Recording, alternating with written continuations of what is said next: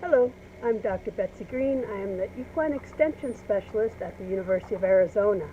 And I'm here with my horse Roper in the background, eating up the rest of his breakfast, to talk to you about what's important for horses and their care. One of the things I do in Extension is work with youth and adults, so 4-H, pony club, you name it, and everything from ranchers to professional to recreational horse owners. One thing that I like to do is to empower horse owners so that they can make a positive difference in their horses' lives. And one of the key things to start is knowing what's normal in your horse.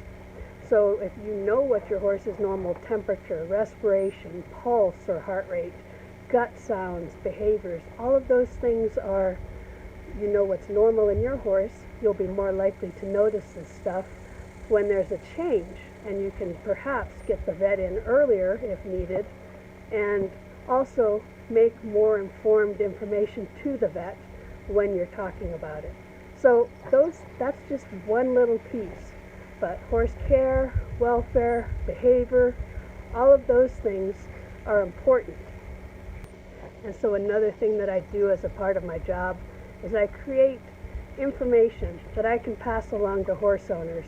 And we have publications that include things like dealing with sand colic and ionophores or blister beetles and horse hay, and those things that can negatively impact your horse. So you can learn about them and know what to look for and potentially avoid a crisis or a vet call.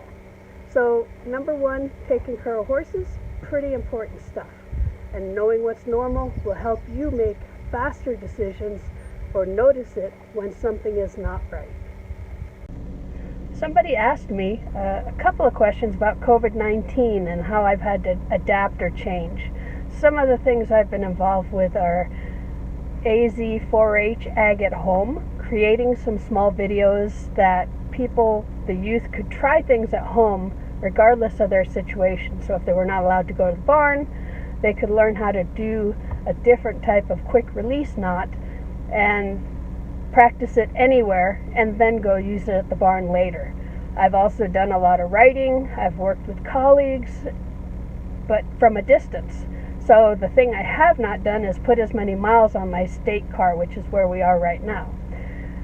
Another question that I was asked, are people getting more animals or getting pets because they're stuck at home because of this quarantine and lockdown and everything else?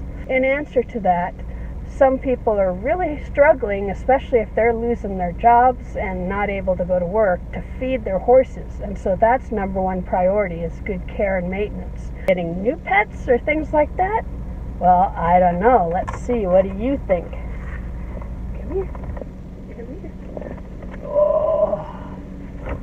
I'm not sure if people are getting new pets or not, but I know that Miss Wheezy just came into my household, and she's been a great little helper when she helps me write grants and publications and all that.